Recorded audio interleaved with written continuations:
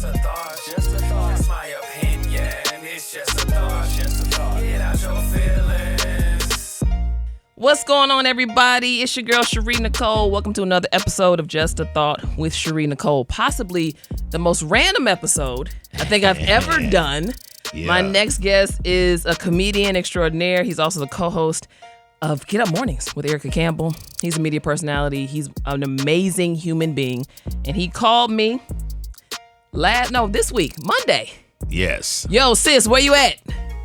What I gotta do to be on your podcast? I said, that's a horrible GRIFF impression, by the way. I don't have a voice like that. I'm so sick of y'all's impressions. Horrible.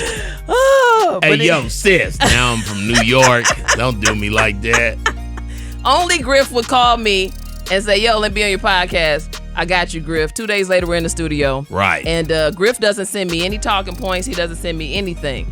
So I just know talk. You got a fresh podcast, and I'm out here now, and I need to be on it. You need to get some of this griffness. You know what? I'm grateful for the griffness. GRIFF, it's an honor, bro. I'm excited to talk to you, and this is just gonna be a conversation. We're gonna have a blast. Let's have some fun. So I'm gonna start off hot topics right now because there's a lot going on. It's Black History Month, so Beyonce broke the record last week. There was some weirdness around that. What was the weirdness for you? I watched the Grammys. She was the least weirdest thing to me that was on the whole That's Grammys. That's what I'm saying. I felt like the Grammys. Smith was very weird, and Madonna's face was weird, and now she mad talking about ageism. Madonna. First of all, when they brought her on, everybody was like, you could hear people. Is that Madonna? Yeah, I was nervous. Is that Madonna? I didn't know what was going on. It was they said, okay, Madonna, go do something. Yeah, it was a lot of weird. In Atlanta, the hip-hop tribute that they have went to a commercial on CBS 46 Atlanta. I'm still mad about it because I was like, where is Outkast? Where is... And they was like, Big Boy was on during the... Really? You still don't know. See, I didn't know that. Big Boy had came on during the commercial in Do you Atlanta. think that was on purpose? I feel like somebody did that on purpose. I don't know because nobody else had a problem except Atlanta. So it's just... Atlanta's so weird sometimes. I love it and I'm scarred all at the same time. Okay, so tell me the weirdness about Beyonce. Well, for me, the whole controversy about her not getting the album of the year honors, and people were upset, and I'm like, guys, who won album of the year? Lizzo. Lizzo won. Yeah, I'm happy for Lizzo. I liked her with clothes on. It looked like she lost weight. It looked like she happy. She got a man. She doing her thing. Not mad at her. I just feel like now Beehive, I'm not coming for you. I think Beyonce is great. She's the greatest entertainer of our time. I'm allergic to bees for real. I got an EpiPen. Like I don't want no funk from the Beehive. On I Hate the Homies podcast, we had the same question. Like, is Beyonce the GOAT? Is she the GOAT? According, what are your thoughts? I mean, I'm a sports dude, so by the numbers, yes. Okay. Like you don't have to like her music, but you do have to appreciate her body of work. And even if you don't appreciate her body of work, look at all them gold phonographs she got. Yeah, more than anybody else. Somebody said she was sweet. So even if I don't like her music, it's just I like Love on Top, like whatever, Super Dave. You have to I don't know all the songs on this new album. But I liked her. I liked her in Destiny's Child. I like what come on, man. I'm happy for her dad. I know her father in real life. Like, what a dream he had for his daughters out there, Joe Jackson and them, without the violence. And she just became the all-time Grammy Award winner. Let me tell you something. I'm a fan of Figure's fathers. Richard Williams, fan. Joe Jackson, fan. Say what you want. I don't care. He had to do what he had to do. You understand me? From GI, Gary, Indiana, Earl Woods, fan. But just like Matthew knows, I'm a fan. You did it. You said your daughter was going to be exactly what she is. Only a father could do that, man. I love that. I love it too. Whitney Houston is my all-time favorite, but definitely understanding why Beyonce. But Whitney only wrote a couple songs. That's true. It's only all about the rubric. Like how do you determine who the GOAT is? Which also brings me to LeBron. I mean, he just broke the scoring record. Now here's LeBron's problem. I'm a LeBron fan. Mm-hmm. I'm not one of those. I love how he is. He got a school. He ain't fighting in a club. He love his wife. He got the same girl he was with in high school. Mm-hmm. Like, I love everything about him. I wasn't mad when he went to Miami. I'm not, I like good kid. Always has been. Pressure on him since he's 16. You break Kareem Abdul-Jabbar's all-time scoring record, and then y'all lose. Yeah, that's Like, that's the story of LeBron. Like, you make it to the finals, then y'all lose a bunch of times. Like, Jordan didn't lose finals he went to. Where's the pride, and why are we having a ceremony in the middle of the game? And yeah, I was mad about that. With That's 10 ridiculous. seconds, about to be the third, whole ceremony, whole on the court, and then you lose. At home. And y'all 12th or 13th in the whole division right now. Why? So I feel like that's his plight. He is one of the top 10 basketball players that we'll ever in our whole lives. Mm-hmm. Easy and on the whole planet. Easy. Now the Kobe and the Jordan and the numbers don't lie, but Kareem Abdul-Jabbar wasn't the GOAT. It's true. You know what I'm saying? He was just the all-time. And when you 9'16", it's real easy to put something into something. All you gotta do is this. All you gotta do is every time. Like, do that really count? Like, so for him playing his position, I love everything about LeBron. I'm not mad at him, but I understand all this. You got Beyonce, you got LeBron, you got the government bringing home top secret. Look at you to my next point. So we just had the State of the Union recently. We had the spy balloon. They finally shot it down after it literally crossed over the entire United States. All of it. Picture. Picture. You can't take that many good pictures with your own phone going to a family reunion. This thing just do. Hey, what's that in the sky? I don't know. What's on the news? Next day, do. What's that down in Florida? Not sure. Not a UFO. Cool. Hey, let's go eat. I'm a veteran. I'm a military vet. I was in the Army. All my sons served. My dad, my brothers, we all served. It is the wussification of our country that you would just let a unidentified anything fly around. It cameras literally on crossed it. The entire country, guys. The whole from the country. Pacific to the Atlantic. Myrtle Beach, South Carolina, that's the Atlantic. We literally crossed over the entire United States before we shot down. So whatever they needed to get, they got it already. And shooting it down, everything's online now, right? Like you ain't really do nothing. Like everything they needed, they got. They did that for us. Right.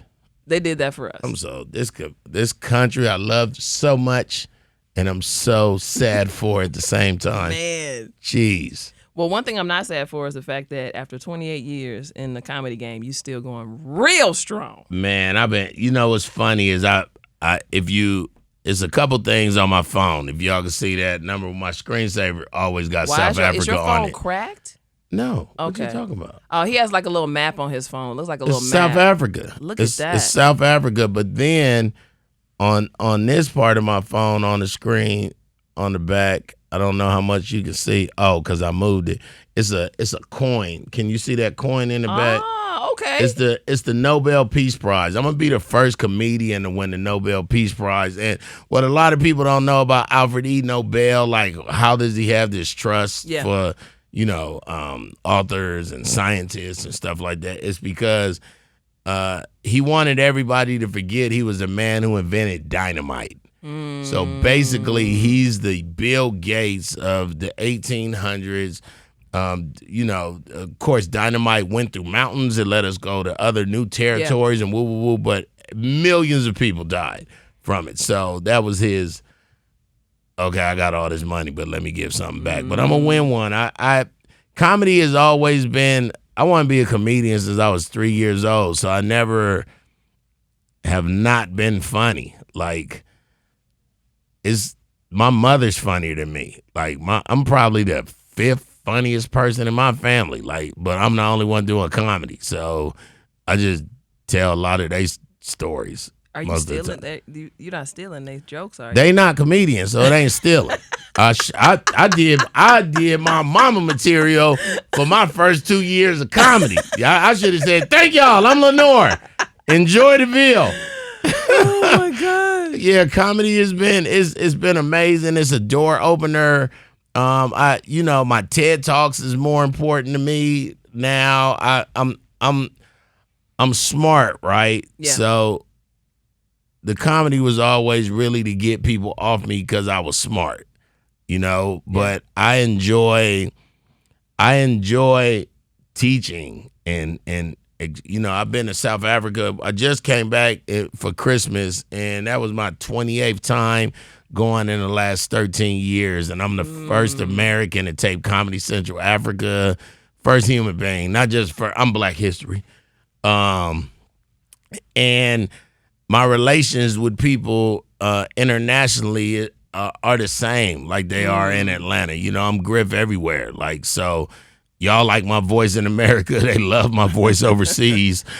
So I get to do the same thing, radio and media and TV. And, and they're like, who is this? That's how most people imitate me. They go, now I'm the animal from Muppet Show. Oh, I don't my God. hate, do a good impression. Rodney Perry and this dude named Mr. Jones. Well, you and Rodney Perry look like relatives. You look like second cousins. We probably are some kind of way.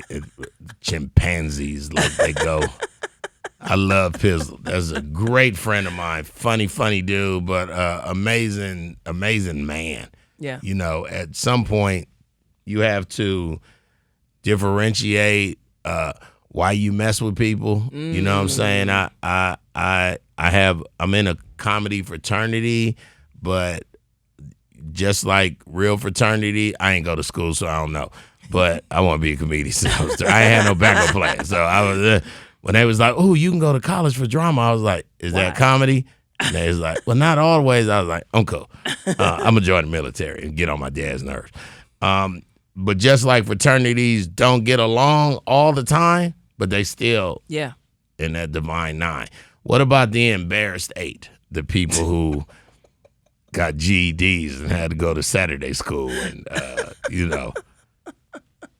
teachers just let them pass. You wasn't supposed to graduate. See, back then, they was just like, he's like, please, I got to. They was like, all right, go ahead, just graduate. It's 89. You can.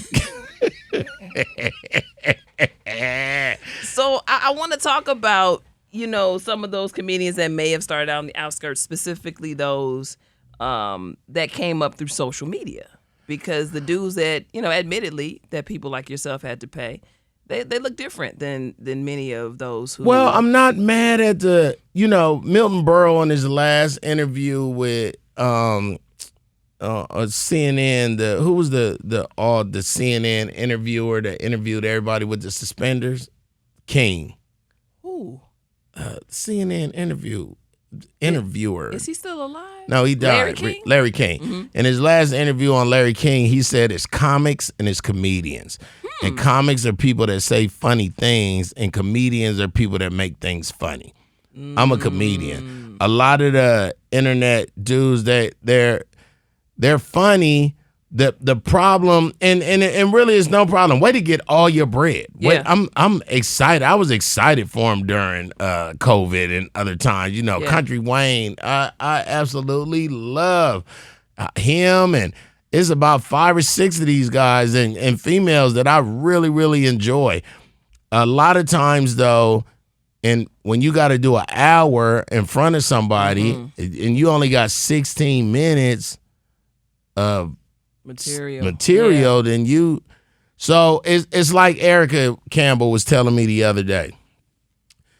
Gospel music is not protected like other genres. For example, the white lady that sang pop could jump into gospel, make a quick album, and then go back to pop. Facts. Win both the Grammys.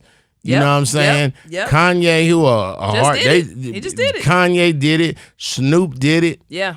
But hip hop ain't gonna let everybody in. Comedians you're not gonna be able to say you're a comedian, and you know what I'm saying? Like country music, They wouldn't even let Lil Nas X You right. say that was a country song. And he had the dude who made Achy Breaky Heart on it, you know? Yeah. So why isn't gospel covered like that? Like, why, you know, Maverick City, I love their music, love their worship, have wept to it, but y'all CCM. You know what I'm saying? Ty Tribbett had a better album than Maverick City. You know, Positive was a better song than, like, I could go back and forth, but it's kind of unfair. And then in the end, you know, in this genre, you got to be like, oh, well, you know, it's not about the awards. Yeah, that's what you gracious. say. But and you're unhumble by yourself, you be like, man, they bogus. they bogus. They not even in the genre. Yeah. You know what I'm saying? Yeah. Like why we not protected like that? Like why? It's sad. And I'm gonna tell you why. Because non-believers don't care. It's just a little God music. You know what I'm saying? He doing God music. But then white evangelicals and black pastors got funk. Yeah. And then white churches, and then it's heavy black churches with a white pastor. Yeah. So it's very blurred lines when it comes to our faith. They all screaming the same thing. I think a lot of these white pastors got exposed when Donald Trump was in, Absolutely. you know, with these large black congregations. But, you know, where is the love? What happened to the one body? Like, what happened to being a part of the body? Like, I want to be on a pinky toe ministry. I don't need to be an arm or a head, or just give me my own. The pinky toe is hella important. If you break your pinky toe, your back gonna hurt. You ain't gonna be able to swallow. I actually broke my pinky toe. Then I ain't telling you all the pains, and right? had to play basketball. Right. I was playing in college. Oh. I didn't miss a practice, didn't miss a game. But when I tell you, the whole side of my foot was messed up. Yeah. It was awful. So you gotta be. I love the comedy ministry that I can do in this genre. I love that. I've always known that comedy was healing. I just didn't know that in the Bible, Proverbs 17:22 say laughter is good for your soul, like a medicine. Like it's nowhere else in the whole Bible, Old Testament, New Testament, that say something is good for your soul outside of Jesus. Mm-hmm. Yeah. Like, so if it's that important that they would put that in the Bible, then that means the pinch or the pinch, depending on what side of the world you're from, the pinch of God that's happiness and good and grateful and joy, and he gave that to us and said, go be that on earth for me. You know what I'm saying? So I take it as a huge responsibility to be able to make people laugh. Because the same way I can make them laugh, I can make them cry. The two drama masks are happy and sad, right? But it's because our tragedy is everybody else's comedy. It was never funny when it happened and the house burned down and none of that, but we now have a way to talk about it where it's therapeutic for us as well, you know? If it wasn't for comedy, I wouldn't have forgiven my father after, you know, I don't like to villainize my parents. When I think about my parents now, you got a 15-year-old girl and a just turned 16-year-old boy who had a kid in 71. Like, it was no classes in high school that said, I don't even know if they graduated or got G. Like, I don't know. Like, and then you got to raise a little boy that's smart and paying attention to everything, and like I'm a lot, you know, always have been. But I as a father now, I learned how to be empathetic towards my dad. I know it was a lot of PTSD and bipolarism and chemical imbalance and all these new age names that we have for stuff that they didn't help people. You know, wasn't no therapy. It wasn't no psychiatrist or nothing. You know, something wrong with you if you go to a psychiatrist. What they were saying back then. They still say it now, but at least we can say, I need a therapist. I got a bunch of therapists that I go to. I love therapy. Don't even lay on the couch. Don't It even get me started in the 5th grade. They took my lemon head box. I was going to make a whistle. He ran by, snatched it out my hand. And every Wednesday at 1:15, I think about that lemon head box. Well, Griff, you ever thought of getting another candy? Yeah. But Griff, how long would you say like the process was for you? Forgiveness. In recognizing That's a great question. what was going on with your father and even your mother potentially, and then getting to the place where you could actually forgive. I'll tell you I got 3 favorite people in the Bible, right? David, just because everybody was like, who's this little boy trying to, it's a grown man out here. We got things to do. Then they was like, you could take this armor. He's like, I can't fit this. Just give me some rocks. And then him and Saul had all this funk. Yeah. Oh, Saul just hated on him. Like, I'm going to kill you when nobody around. Like, you know what I'm saying? Yeah. Even like all the time. But he still honored the man of God, you know? And with all his fails, killing somebody, husband, sleeping with somebody who was already married, like all his fails, God loved David. You know, like God loved David. That and then my other one is Job, because Job's wife don't even have a name in the Bible. You gotta be very leery of people who don't have a name in the Bible. Job wife and Lot wife. Man, her name was Lot's wife. Who turned into a pillar of salt. And then it's Job's wife who was like, why don't you curse God? Why don't you curse God? He's so horrible. Look at you sitting there with bumps, making me sick. And then your friends hate you. And Job steadfast, you know? But then my favorite is Joseph. And Joseph was a dreamer, you know? Yeah. And I always been a dreamer. What we doing right now, I saw myself doing this when I was 6. 7, just dreaming, just daydream. But then now I know that God was just giving me visions of my future when I was a kid, and having a very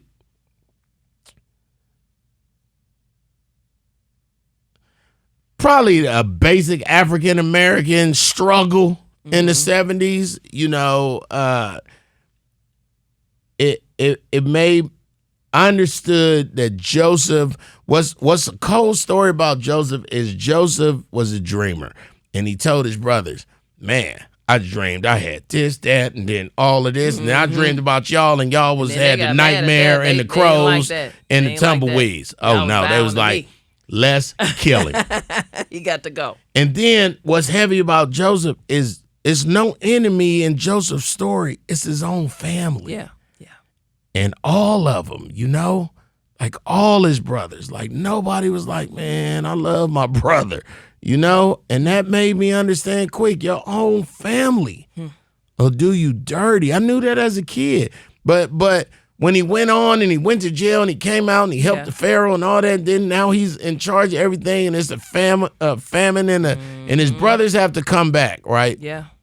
And they all low self-esteem. We hungry. And he see his brothers and he's like, oh, man, we going to bring them in. They going to eat with me. Yeah. The whole time they eating, the whole time they laughing, and, man, we at the king. Can you believe we done walked for weeks and now we with the king? Nobody said, hey, he look like us.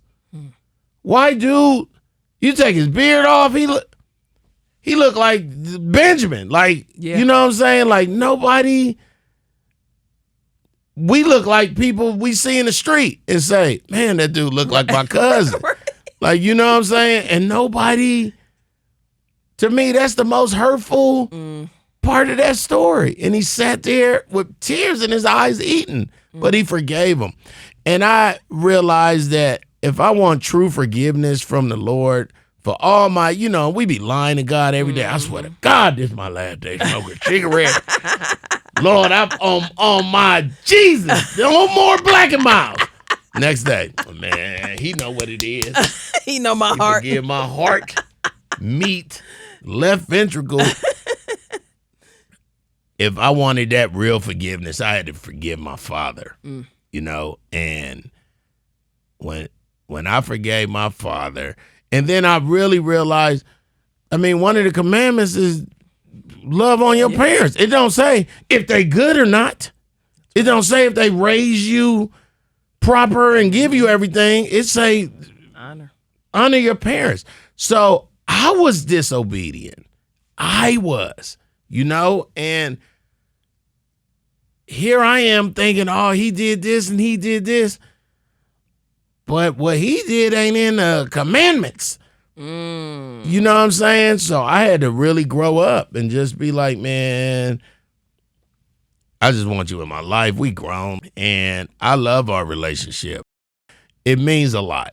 It means a lot. So you talked about this a little bit earlier, Griff, when you talked about, the power of laughter and the healing component that it has, right, and how it's good for us physically, mentally, spiritually, emotionally, all those things. I can't help but ask you, because I saw you go through a lot of heartbreak last year, even into this year, just losing people you love. So how have you been able to manage your healing journey and still entertain us on the radio, still do comedy? You had a lot of hard hits. I got hit. I lost people back to back to back to back, and excuse me, I had really lost my joy, and I never not had that before. I never,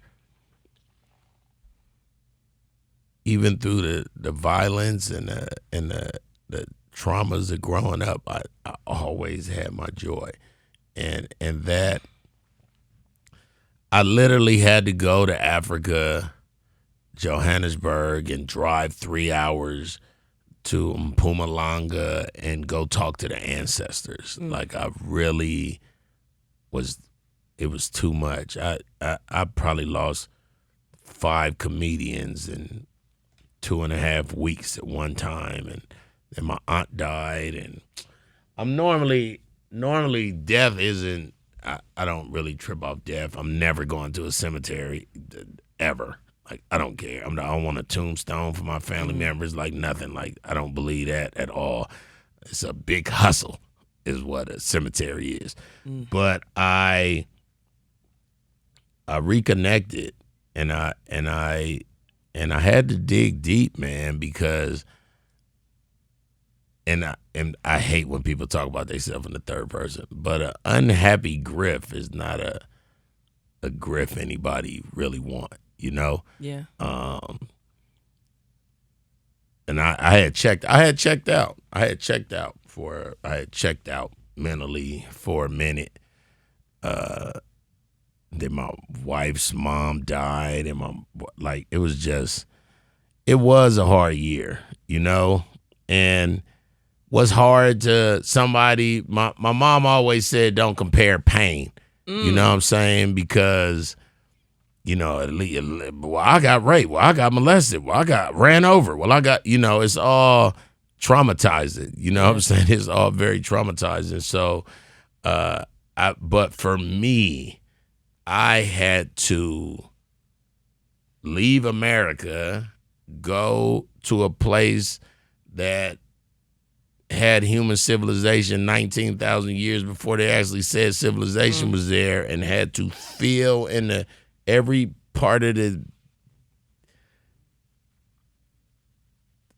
deoxyribonucleic acid in my body that it was something greater than me that had me here for a reason. And I got it, and I found it, and I felt it, and I came back home.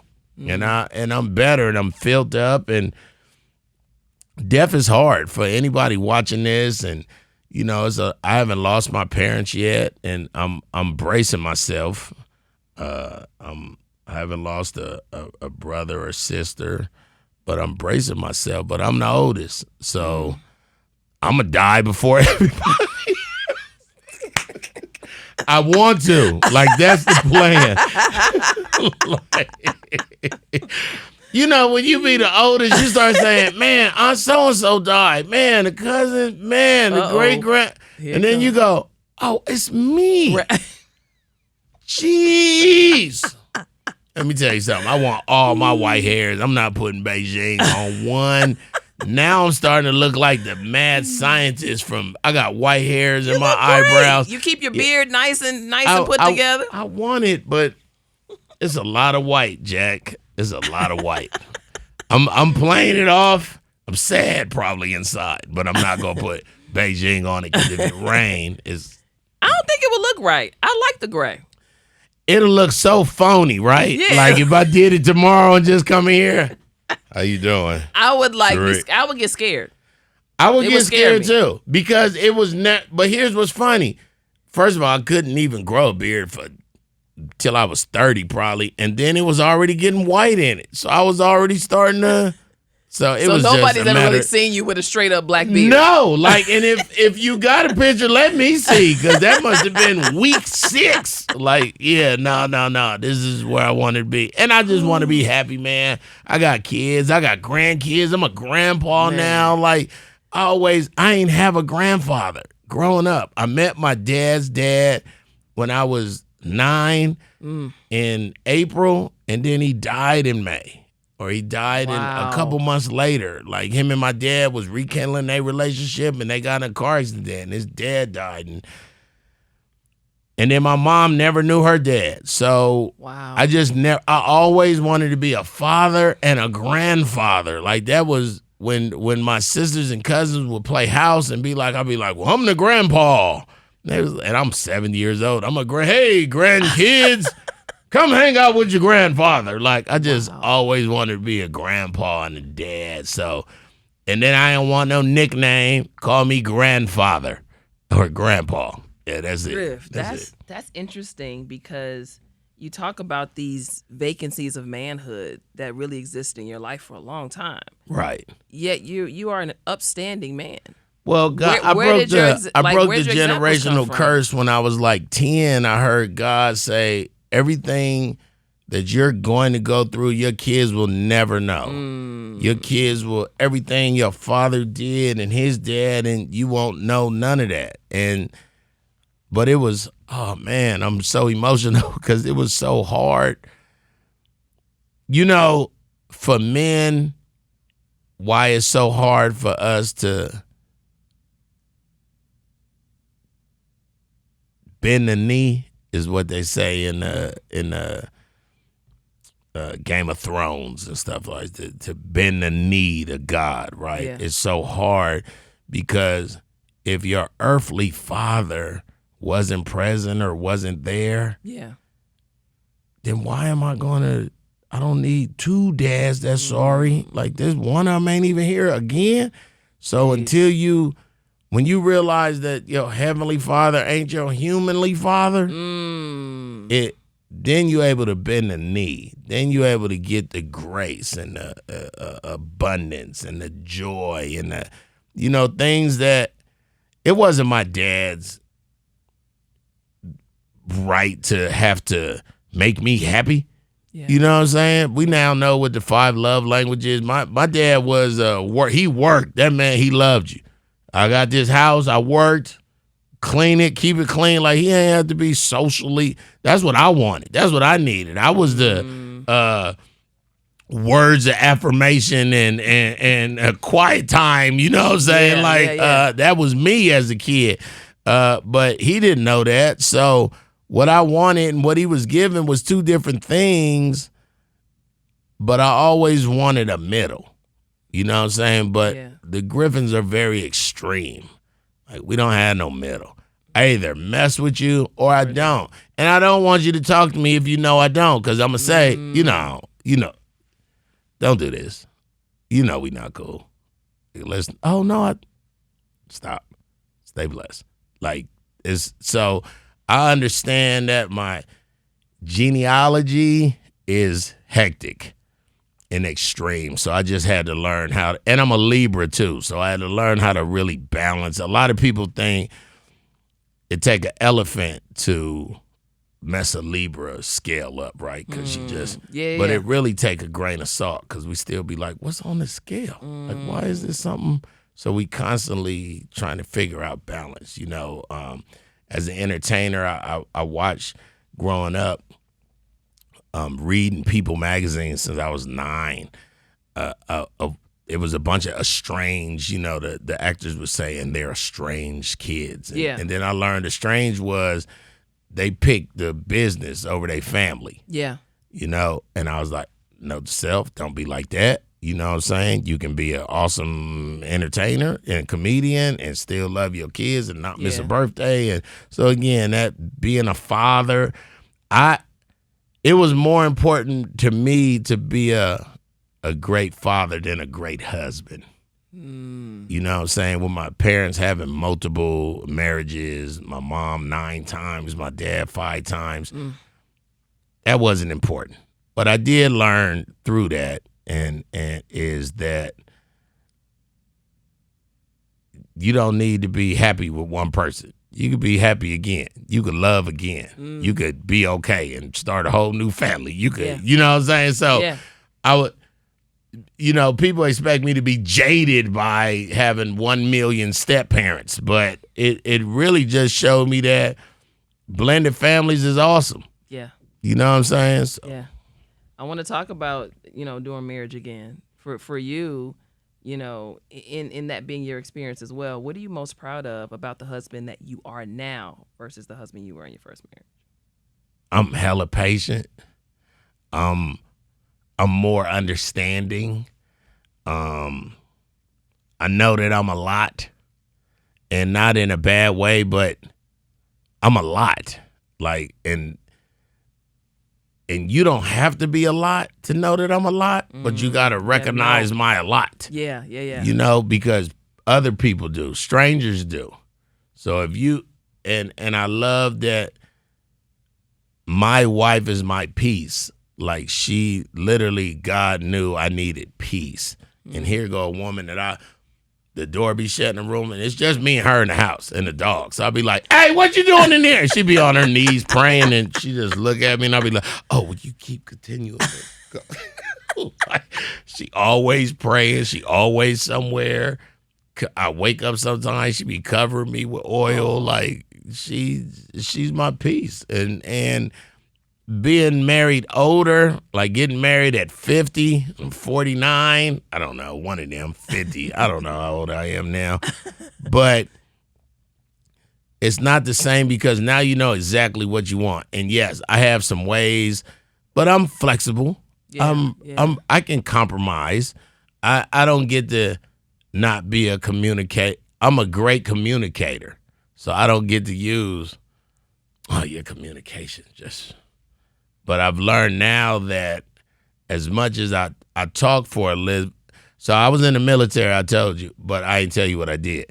I copied Morse code during Desert Storm. Wow. So I had a top secret security clearance when I was 18, right, to hear. So according to the Army, not to me, I got the best ears in the Army, right? So although I talk for a living, I hear even more. Wow. So now I've learned to listen better. It's easy to say I know how to listen.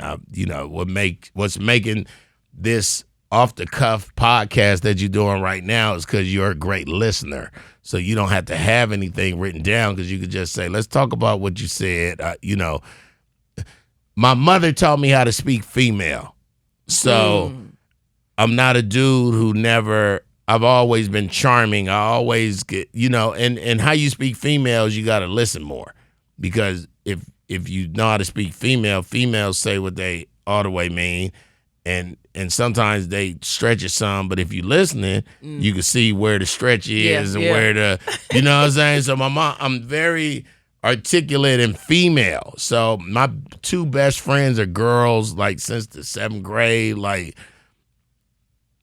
I don't get to say I'm not. I don't know how to. I don't know what we're gonna like. You know what I'm saying? And then I thought, okay, well, if I just shut down and don't say nothing, that's better than being mad and so just we don't like a good shutdown. Y'all at all. You would rather get cussed out than just somebody not shutdown talking to you. Feels like abandonment, a loss of security. And I got abandonment issues. So when I found that out, I was like, oh, I thought I was just being quiet. But you got to pick your silence is golden. But I'm in the business of timing. So you have to pick and choose when you're going to be silent. Yeah. You know, for me, if you and I are talking and I just get silent, that's not a good time to be silent. Right. You know, because what a woman does is she thinks, oh, well, I'm just saying everything. He don't even care. Like, the I don't care come first versus I wonder if he care enough to not say nothing because he might say something mean and not be able to take it back. You know what I'm saying? But because I know how to speak female, I know that ain't y'all's first thought. Correct. That's First thought is, I don't even know why I mess with this dude. He can't even talk. Yep. Apathy. Right. So I'm most proud about that in my new relationship. Lanika understands me. Like, I didn't know I did it, but sometimes if we talking right now and she say, where you at right now? But what country you in? Imagining you in. So she can see it when I check out. And then I tell her, oh, I was just thinking about, I ain't been to Australia. And she know, like most women miss that subtle look away. It's never that you suck, because I would tell you, hey, listen, right. this whole everything suck. I'm gonna go to lunch. Like, I don't have a problem with telling people the truth, but it's very subtle that you see somebody drift off. Like, what, I don't know what my eyes do or what, we was looking at this Netflix show, and then she just turned to me and go, what'd you think about? Where you at right now? In tune with you. Right. And I'm most proud about that. Well, I'm proud of the fact that we got a new year. Man. You 28 years in the game. You don't get up mornings with Erica Campbell. I don't know. You're hosting an event, Pastor Mike Jr. tonight, and I know this is going to air after that, but you always got something going on, Griff. And good things at that. So, I mean, as we move through, we're right at the top of the year. What can we expect from Griff? I shot a lot of movies. It's on BET Plus. I'm on this. I got a story to tell. I got like 3 movies that ain't out yet that should be coming out first quarter. So I'm excited about those. I just partnered with a studio here in Atlanta that we're going to be making content and Sirius XM and clean comedy and blah, blah, blah. I got another book I'm working on writing. Animation is some great stuff. Well, Griff. Great stuff.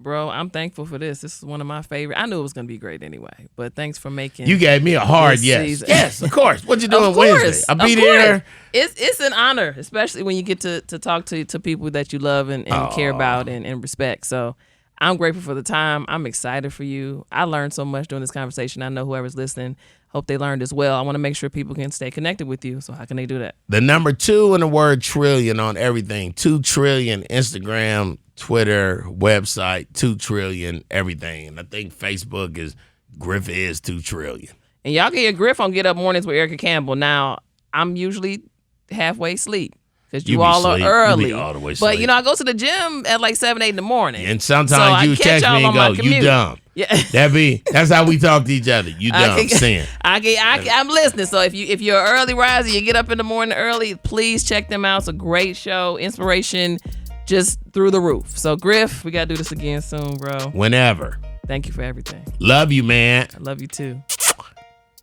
That was an unromantic kiss. For all That's how I go to the, like if me and her went to the restaurant, I would say, can I get an unromantic table for 2, please? That was an unromantic kiss. Just a thought, it's my opinion. It's just a thought, get out your feelings.